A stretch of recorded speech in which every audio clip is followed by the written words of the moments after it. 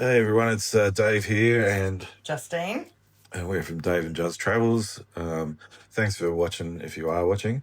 This video is about our upcoming trip, our exciting upcoming trip that we have to South America and Antarctica with Holland America. We're gonna go on the Este Dam on the 31st of January. We board in Buenos Aires, Argentina. For 22 days. And we're going to go around South America down to Antarctica and end up in Santiago, Chile, before we come home. But how do we get to this point? Is the point of this video? So this time last year, January 2025, we started to think about where we wanted to travel. We'd had the previous trip to Alaska and Canada. We'd ummed and ahed about perhaps going to Europe. We talked about that a lot. We were thinking of doing a trip through Hungary, Austria, Czechia, and Germany. And we were nearly almost there, really. We were at the early planning stages and starting to look and research about where we'd like to go and starting to think about travel costs and how much things were going to cost and where we need accommodation and all that sort of stuff. But in the end, for one reason or another, we decided we didn't want to go Europe. And then, and I think, so there are a number of things that happened that led to that, but we just decided, okay, we're not going to do Europe. So then we started to think, well, where else would we like to go? I think it was a case of that we were having a look and it popped up for South America and Antarctica, and you went, hey, let's have a look at this. So then we started to delve into it a bit more, and then the more we looked into it, the more we liked it. Yeah. And then decided, let's have a go. Like a lot of people, we use YouTube a lot to research what other people have done for their travels as well. And I think we saw a video of Patagonia that first sparked our interest in South America. Yeah. So we were looking at, particularly we started out looking at Patagonia and where we would need to stay, and El Chaltén and El Calafate, and whether we do it from the Chilean side or the Argentinian side, or whether we do both sides. We saw videos of people doing both sides. And while we were watching all those videos, another video popped up of a person who had done this 22-night cruise. They had done it, I believe, from Santiago to Buenos Aires the other way around, but that didn't matter to us. I think that immediately sparked our interest in that. We were like, well, maybe this is something we might be interested in. So we started looking at this trip, and we started looking at some other videos that people had done of the trip. There weren't that many, to be honest, on YouTube to start with. I think there were probably only, less than a dozen that were worth actually watching that were pretty good. And then there was probably another dozen that were not very good and we didn't watch. But we basically started to think about it. Okay, so we looked up the Holland America website because we traveled with them last year. And we knew that, we knew what to expect with Holland America. We knew the standard of accommodation, the standard of food. The way you looked after is very good. So we were pretty happy with Holland America, and we decided we'd look at there first to see what travels they had. And it was a Holland America trip that this person had done, so that made it even easier. So we looked on their website, we found the cruise, we looked at the costs, we weighed up whether that would be affordable. I think at the time when we first booked the cruise, it was going to cost us we went for a veranda suite at the aft on the starboard side, and it was going to cost us for 9,000. I think it was about 9,200 each. Yeah, about $18,000 just for the tickets for the cruise. 22 nights. There were 3 cruises that were going. There was one in early December. There was one in late December. There was one in late January. I don't know if there's one in late February. There might be after the one we get off. But I imagine it's a short season in Antarctica, obviously, because of the weather. You can only really get down there in the, the summer months. So, not many cruises go down there through this way anyway. So we decided to bite the bullet and buy the tickets, and we booked ourselves in as we started to realize what sort of things we're going to need. So we immediately started to look at applying for a visa for Chile because we needed one. But for Argentina and Uruguay, we did go to Uruguay as well. And the Falkland Islands, we didn't need a visa. Our Australian passport would get us through customs. So looked into the Chilean visa, had to apply. We did that. It cost nothing to put in the initial application. Once we were way too early to even apply. Yeah, I rang the Chilean consulate and asked them about, like, okay, we've put in this thing, what happens next? She laughed at me and said, oh, if you're not going until January next year, you've done it way too early. Because basically you only needed to do it within 90 days of travel. So anyway, you live and learn. We sat on that all year. Anyway, I'll get back to that story. And then we also started to do our own research into what the trip entailed, what ports would we stop at, what shore excursions would we want to do if we could, what places would we decide not to do a shore excursion and just do it on our own and make our own plans. We started to research Buenos Aires because we were going to be there for a few days beforehand. We also started to get a little bit gun shy, I think, about booking a plane ticket around that time. We were probably about a month later. This would have been about February, March, maybe. And we decided to go and see a travel agent down in Penrith in Sydney. Bella from, what are they called? The Cruise and Travel Store Penrith. And Bella helped us out booking flights. Oh, sorry, it's Belle. Belle from Cruise and Travel Store in Penrith. I think what it was first, though, we really tried to do it on our own. We did. We thought we can do this. We can, go through Holland America. We can book our tickets there. That's fine. But I think once it started to become where we had to go to Santiago and then you had an hour to get over to the airport to then go from Santiago to Buenos Aires, that we decided, you know what? An hour is not going to give us enough time, considering we don't speak Spanish, and we don't know whether anyone would really be able to help us if we needed it in the airport.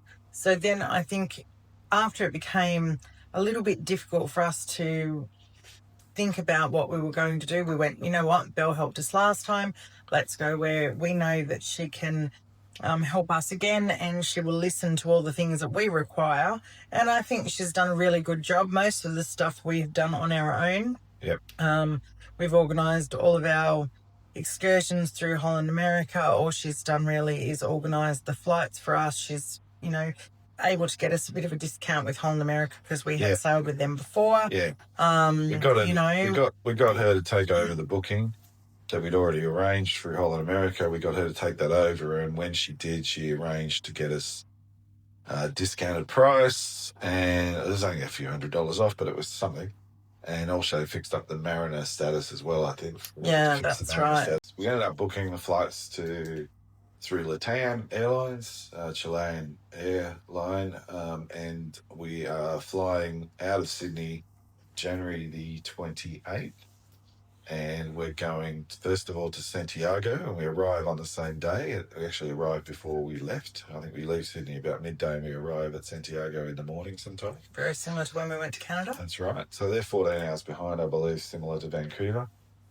And then we booked the motel. Santiago, unfortunately, is way out of town for the airport. So what we did was we started to look at where we could stay because of the hour going from Santiago to go to Buenos Aires. We knew that we weren't going to make it within an hour. So we decided, let's book a hotel, because Chile, or with Santiago, it is way out of town for the airport.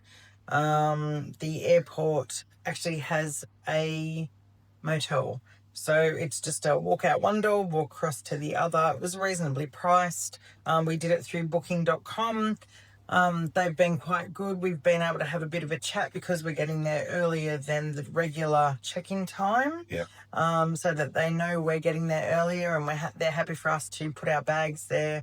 If they can get us in earlier, that will be great. If they can't, well, we just go for a walk and stretch our legs after the 14-hour flight. Yeah. So one night in Santiago, the next morning we get up and we get on a flight about middle of the day again to Buenos Aires. We arrive in Buenos Aires in the afternoon of the 29th. Justine found us a really nice hotel in central Buenos Aires in the San Nicolas area. That's right. It's called, what? 729. 720? No, 725. 725 Continental. That's it. 75 Continental. It's an old style hotel. If you think about the John Wick movies, it looks like the Continental Hotel in the John Wick movies. But it's not the same one. It's not the same, but it looks like it. And it's basically in San Nicolas, literally about 3 blocks from the obelisk, and really central to a whole lot of things. It's micro business area, which is good. So pretty happy with that. And then over the last, since we booked that, would have been probably, 9 months ago or something, we booked that hotel. Since then, we've spent a lot of time looking at YouTube and researching on Google for places to look at in Buenos Aires. And there are a lot of places to look at in Buenos Aires.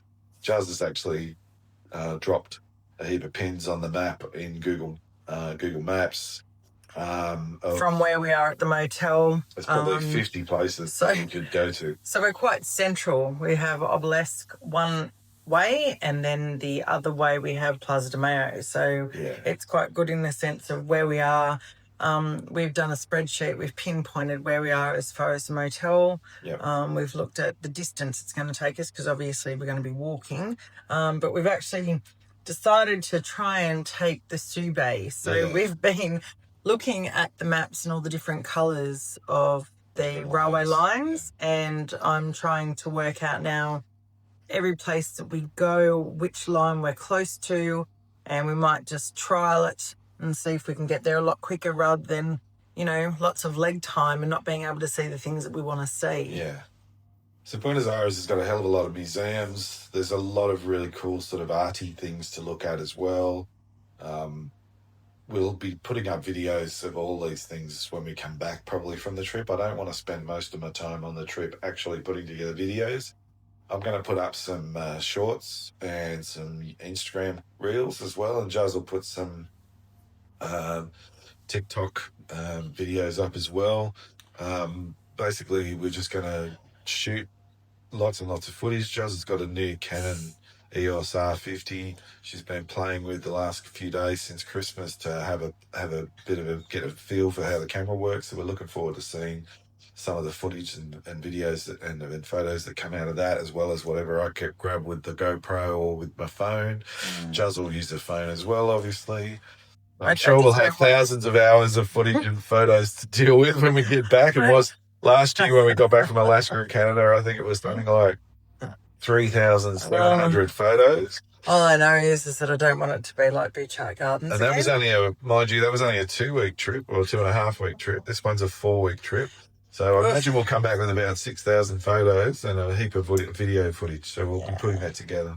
Anyway, so we get to Buenos Aires. We're there for 4 nights. The last 2 nights, last night we're there? We're on the boat itself. The boat doesn't actually leave until the 1st of February. We actually get a full day in Buenos Aires on the 1st of Feb as well.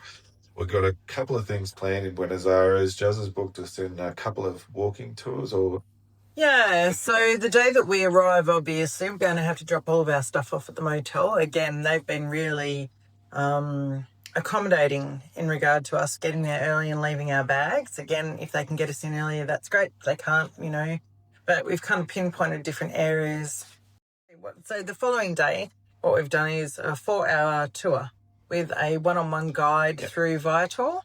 So he's going to take us to so he's going to drive us to all the main places, which is great. And then the following day, those places, Plaza de Mayo.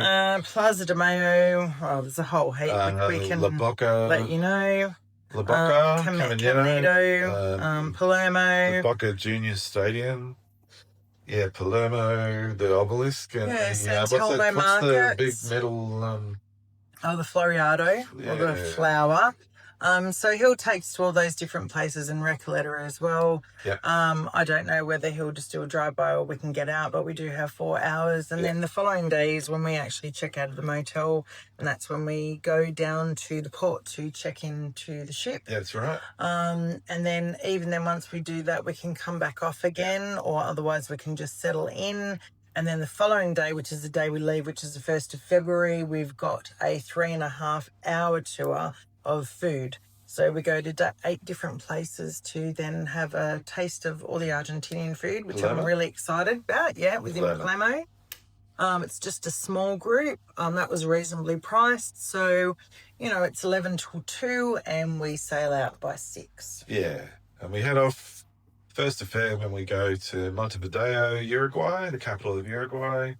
That's a long day. We're there, I think, from 8 in the morning till 11 at night. So we're really going to get out and really go and attack that city as much as we can. So, yeah, we go to Montevideo, Uruguay, capital of Uruguay. That was a city that has a lot to look at, and we've only got, a day to really go and look at. But thankfully, most things are very near to the port where we arrive. There's a market right near the port. There's another central market a little bit further away, but there's a hell of a lot of museums and things in Montevideo that look really interesting. There's some really interesting buildings. I've already organised a free walking tour through Guru Walk. Looks like lots of food places as well. Coffee. We should be fine, and then we should be not too far from the boat. So if all else fails, we can always come back to the boat if we can't find what we're looking for, or we've had enough, or we're tired, or whatever. Leave there. The next day we're at sea. No, we go to Punta del Este the next day, which is like the Gold Coast. If you're from Australia, it's like the Gold Coast, or maybe if you're American, it's like Florida, Miami. I guess it's their kind of surf and sun kind of town. And, so one side's the ocean, one side's like a closed area, isn't it, where it's not real big waves, it's like a bay. We're hoping to hire a bike maybe and go riding around the town. That was a place where we didn't do a shore excursion. We just didn't like the ones that were on offer. I don't think there was just nothing that really jumped out at us there that we wanted to do. Not that they were bad or anything, just probably not adequately priced for us. We just sort of thought, nah. Well, they've got a beautiful blue church that we can go and have a look at. Then they also have a lighthouse, which is created from all lava rock, actually. So it seems to be quite walkable. Yeah, and like most of these places, they've all got a great big sign right near the water somewhere. So we'll probably get a photo in most of these places with a great big sign. So we're there for only a short period. I think it's about a 6.5 hour stay in Punta del Este. Then we're at sea for a day. Then we go to Puerto Madryn, which is down the coast of Argentina. We're there for, I think, about 9 hours, and we're doing a day trip there through the boat, and we're going to look at dolphins and sea lions. So that's going to be fun. Then we're at sea for a day. Then we go to the Falkland Islands, and we stop at the port of Stanley, which is the capital there. Portland Islands is interesting. We've had to get some British pounds on our Wise card for that. Oh, I should talk about Buenos Aires and money. I'll come back to that. We're going to go to the Falklands. We're doing a penguin excursion there. We're hoping that we can do that. There's been some bird flu on the island apparently, and some of the penguin tours have been cancelled as a result. But ours is still showing as on our booking itinerary. So we're hoping to still do that. Once we've done the Falklands, we're at sea for about a week, and we go down to the Antarctic Peninsula, and we go across the top of the Antarctic Peninsula for 4 days at sea. But it takes us a day just to get there from the Falklands, so that's 1 day there, 4 days at sea, or maybe it's even longer. I don't know. It feels like it's a week, and then we cross the dreaded Drake Passage, coming back to Ushuaia in Argentina, the southernmost city in the world, the Fin del Monde, and then we're there for about 6 hours in Ushuaia. We're going to do a trip around Ushuaia. What are we doing in Ushuaia? I've gone through Get Your Guide, and I've booked a little bus tour for an hour, so it goes through the earphones where it has a bit of conversation about all the area around. I think really cool you get a cup of coffee with that as well. But yeah, my main thing is I want to go and have a look at the museum. So it's the prison museum, and then there's it's 5 different museums in one. But I think we might just have a look at 3. I mean, mine for Ushuaia is I just want to go and have a look at the food. Yeah, this King crab. We shout out to was it Audrey and Samuel? Is that their name? Samuel and Audrey. We watched a couple of videos of Samuel and Audrey at Ushuaia, and they found some really great restaurants. So we kind of got an idea that the food's going to be good. A lot of seafood. It's a fishing town, so there's lots of crab and fish, but there's also, like all of Argentina, they're big on lamb and beef as well. So Ushuaia. Then from there we're basically a good 8 days going around through the Magellan Strait, the Beagle Channel, Sarmiento Channel, and we look at the Chilean glaciers. We come in sort of underneath Patagonia and go through and come out on the coast and head up to Puerto. But we stop at a few ports. There's Puerto Chacabuco, and there's Punta Arenas, and then it's Puerto, and then Santiago via San Antonio Port, and then we're in Santiago for 2 days, and we stay. Where do we stay in Santiago, Del? Well, we did have a place to stay, but that all changed. But now the place that we're staying is right in the centre. It's the San Francisco Plaza San Francisco. No, it's right across the road from the main square in Santiago. So it's Hotel San Francisco. What is it called? Hotel San Francisco something?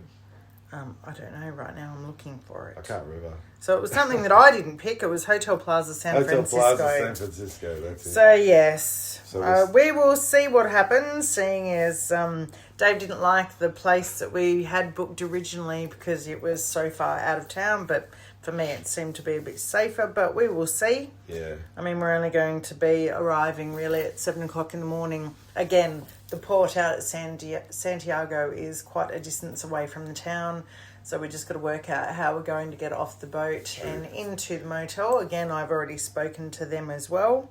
I think it will be a case of that we just drop our bags and then we have that full day to just go and see things. I know that there are 2 museums there that I really want to go to. Yeah. The museums will be open on that day, but then they won't be open the following day. So, yes. We probably get into Santiago after we get from San Antonio by lunchtime, I'd imagine. So we've got probably half a day, and we're only actually there for one night. We've booked for 2 nights, but the second night we actually fly out in the middle of the night. We fly back to Australia. Fly out at 1 o'clock. Yeah, about 1 in the morning. So... that's okay. I'm happy to pay the extra. So we could leave our luggage basically there and check out when we were ready. Well, that way we can also get to the airport and get home. So we're there 2 nights, but really we're only there the 1 night, and we're trying to cram as much as we can there. There's some really cool places in Santiago to go and see, but we're not going to see all of the things that you can do in Santiago because we're not there long enough. But we'll do the main attractions. All in all, a fabulous looking trip, and we're really excited to be doing it. We can't wait.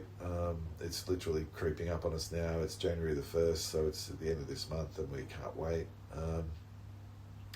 So follow along if you can. Hope you'll enjoy what we come up with. Like I said, we're going to try and get as much footage as we possibly can and get it out there to you all. Hope you enjoy. What I was going to say about Buenos Aires, for those of you that might be going to travel there, Argentina is really tricky with money. The best thing to do seems to be putting money in a Western Union account, and then when you get to Buenos Aires, going to a Western Union office and withdrawing however much you need in Argentine pesos. But there's some issues with that. There's limited amounts available when you go to the Western Union, so you've really got to get there early before they sell out for the day. Argentine economy is in the toilet pretty much. So the cost of living there is probably equivalent to what we're used to anyway. Everything costs thousands of dollars because their pesos are worth nothing. So it feels like you're paying $1 million for something that might only cost you, $50 in Australia. It's just the way it is. But it means that you've got to carry around huge wads of cash, which doesn't help either. So we're going to have to be on guard in Argentina and just making sure we look after our luggage. We have been warned a little bit about Santiago more so than Buenos Aires, but there's the usual pickpockets and scammers. Juz has picked up a few toys for the trip. What was that? What do they call it? An RFI wallet, is it? RFD. RFD or something. So it's just for the scamming of the cards. I've also bought double-sided carabiners. Yeah. So it looks like that one's used and not the other, and it kind of deters people. A little mini pair of scissors that we can use as per TSA approval. We've got the locks. We've got little hand wash things that you can actually have on the airplane. So it's, we've just got little things. We've got masks. Mask for sleeping on the plane, because we're both terrible at sleeping on the plane. Masks also just for COVID safety, or just being in a small confined space. The last thing I want to do is pay the $1,600 for all our shots to go overseas and then get COVID. That wouldn't be fun. That's something we did look into and actually do. We went and got vaccinated for all yellow fever, typhoid. I had a tetanus shots as well. What else was there? There was a few. Yeah. I had 3. You had 4. Hepatitis A. Hepatitis A, and then we had to have cholera. Diphtheria? No, cholera. Cholera, that's it. Cholera? Yeah. So it wasn't fun. That cost a fortune, but we feel like it was worth it just for the safety of potentially not dying. That's the plan. Well, I think the thing is, I just don't want to be sick. After this, we don't want this to be our last trip. No. Thousands of hours of watching clips on YouTube. We've watched a lot of videos of Buenos Aires, really, because that's our first port of call, and we want to be ready for what's there and know how to get around the town. We want to be able to get around. We've been doing Duolingo. We've been learning Spanish on Duolingo. Our Spanish is pretty average, but it'll hopefully get us by. I think we can generally ask the most basic questions, and we'll use Google Translate a lot. And the other thing that we were told was, don't drink their water over there. Make sure you use bottled water.